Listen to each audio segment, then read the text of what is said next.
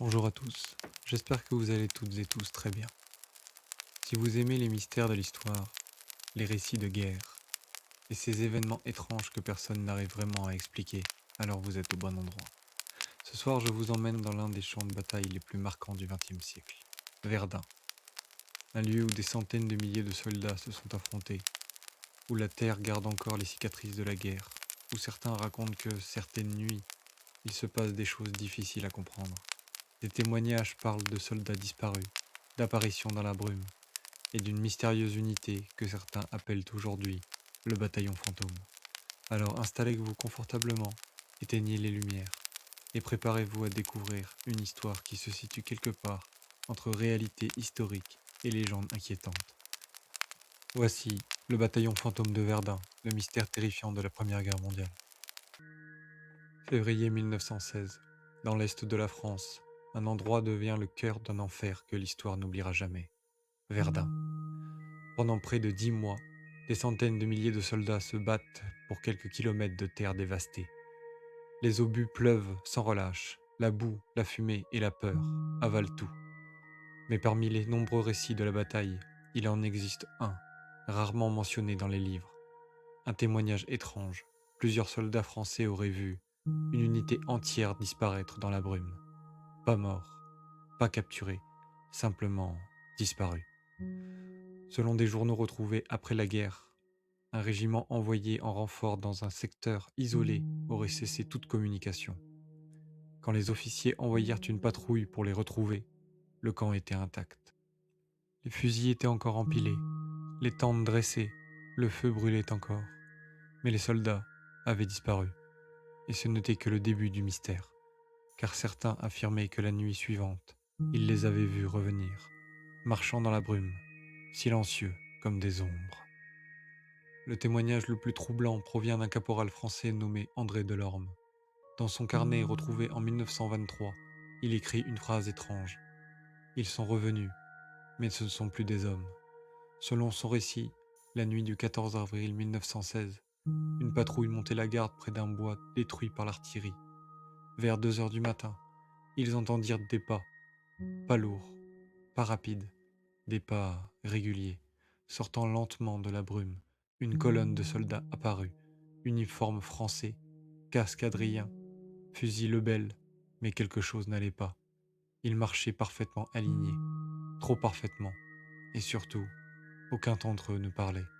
Le caporal Delorme racontera que leur visage était pâle, presque gris, comme s'ils étaient couverts de cicatrices, de cendres. Lorsqu'un soldat leur cria de s'arrêter, la colonne continua d'avancer, silencieuse, jusqu'à disparaître dans le brouillard, sans laisser la moindre trace dans la boue. Quelques semaines après ces événements, une décision étrange fut prise. Le commandant français déclara la zone interdite. Officiellement, il s'agissait d'un secteur trop dangereux, saturé d'obus non explosés et de gaz toxiques. Mais selon certaines archives militaires déclassifiées dans les années 1970, la raison pourrait être tout autre. Des patrouilles envoyées dans la zone auraient rapporté des phénomènes impossibles à expliquer. Des silhouettes dans la brume, des bruits de marche, alors qu'aucune unité n'était présente, et parfois des coups de feu isolés dans la nuit. Un officier écrivit même dans un rapport: Nous avons entendu un régiment entier manœuvrer dans les bois, mais lorsque nous avons envoyé des éclaireurs, il n'y avait personne, ou presque, car certains soldats prétendaient avoir vu des traces de pas qui apparaissaient dans la boue, sans personne pour les faire. Alors, que s'est-il réellement passé? Plusieurs théories existent. La première est simple: hallucination. Les soldats de Verdun vivaient dans un stress extrême. Fatigue, explosions constantes, gaz toxiques, tout cela pouvait provoquer des visions. Mais certains historiens trouvent cette explication insuffisante, car les témoignages viennent de plusieurs unités différentes, et tous décrivent la même chose: une colonne de soldats, silencieuse, marchant dans le brouillard. Une autre théorie évoque un régiment entièrement anéanti par un bombardement massif, dont les survivants auraient été ensevelis vivants. Selon une légende locale, leurs esprits continueraient de chercher la sortie, condamnés à marcher éternellement dans les brumes de Verdun. Mais il existe une troisième hypothèse. bien plus étrange.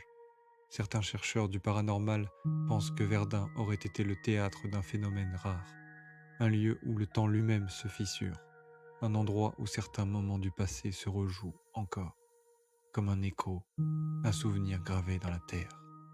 Aujourd'hui encore, Verdun est un lieu chargé de mémoire. Chaque année, des milliers de visiteurs parcourent ces forêts silencieuses, mais certains guides locaux racontent que, certaines nuits, la brume devient anormalement épaisse et que le silence est parfois brisé par un bruit étrange, un bruit régulier, lointain, comme une marche militaire, pas après pas. Certains randonneurs jurent avoir entendu des ordres murmurés dans le vent. D'autres disent avoir aperçu des silhouettes alignées entre les arbres, puis disparaissant lentement, comme si elles n'avaient jamais été là.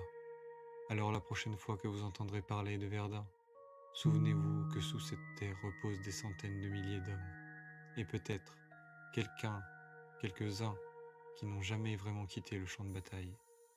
Car dans certaines nuits de brume, le bataillon fantôme de Verdun continue peut-être de marcher. Et voilà pour cette étrange histoire liée à Verdun. Dites-moi dans les commentaires ce que vous en avez pensé. S'agit-il simplement de témoignages déformés par l'horreur de la guerre? Ou pensez-vous que certains lieux peuvent réellement garder la trace du passé, peut-être même le rejouer?